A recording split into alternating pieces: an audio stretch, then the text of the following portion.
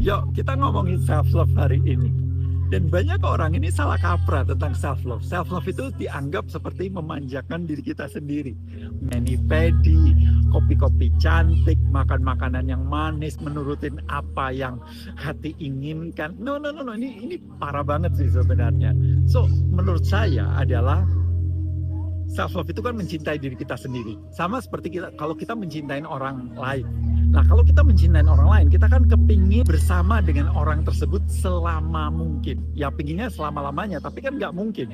Maka selama mungkin. Sama, ketika saya mencintai diri saya sendiri, saya ingin bersama diri saya selama mungkin. Artinya, saya perlu merawat diri saya sebaik mungkin agar saya bisa bersama tubuh ini selama mungkin.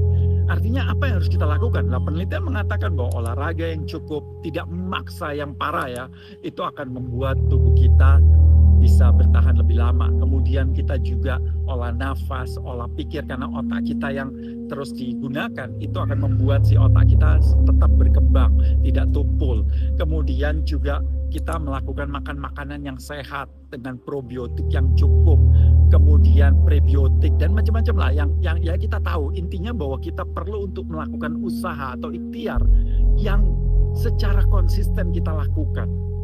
Tapi boleh nggak Pak, kalau seandainya ngopi-ngopi cantik? Ya boleh aja, tapi itu kan sesuatu yang keriaan ya.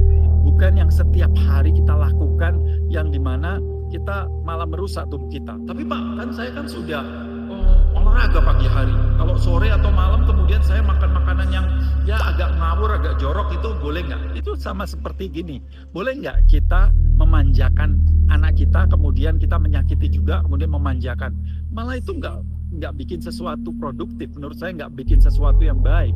So itu bolehlah sekali-sekali, mungkin malah lagi ada pesta atau apa dan sebagainya, tapi pastikan ketika kita melakukan makan makanan itu kita tahu sadar konsekuensinya, dan Anda perlu mengambil tindakan-tindakan untuk melakukan preventif. Kalau seandainya contohnya kalau saya nih, wah ini tahu nih mau makan makanan sesuatu yang manis-manis, nah saya tahu di usia sekarang ini gula darah saya bisa loncat. Lalu bagaimana? Apa yang saya harus lakukan? Saya mungkin konsumsi cuka apel dulu sebelum makan, atau berberin, atau kayu manis gitu ya.